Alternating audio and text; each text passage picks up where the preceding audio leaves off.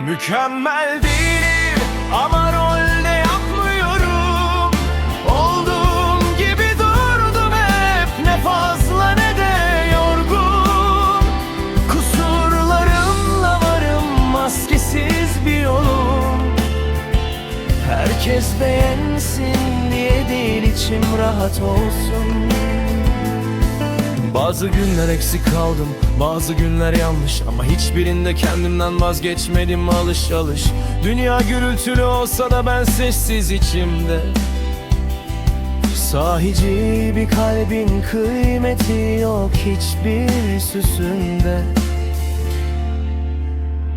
Mükemmel değilim ama rolde yapmıyorum.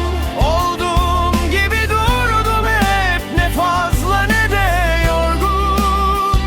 Kusurlarımla varım, maskesiz bir yolum. Herkes beğensin diye değil, içim rahat olsun.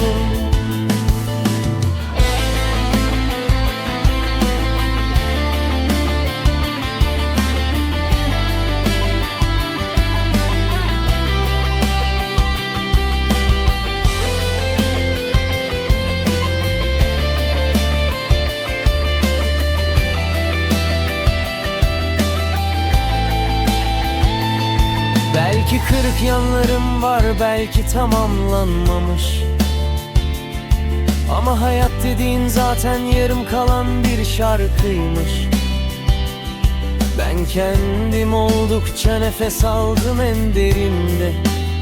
Sahicilik bazen mükemmellikten çok daha fazla değerde. Ve anladım ki yolda olmak bile bir zafer. Kendim olmanın huzuru en gerçek değer. Ne görenin bakışı ne dünyanın sözü beni benden daha iyi anlatamaz özü.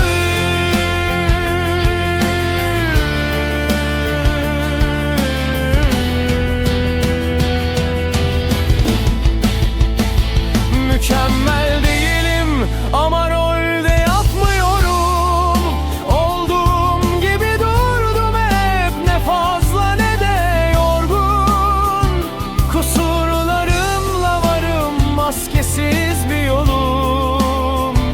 Herkes beğensin diye değil, içim rahat olsun. Sahici bir kalbin kıymeti her şeyden daha yoğun.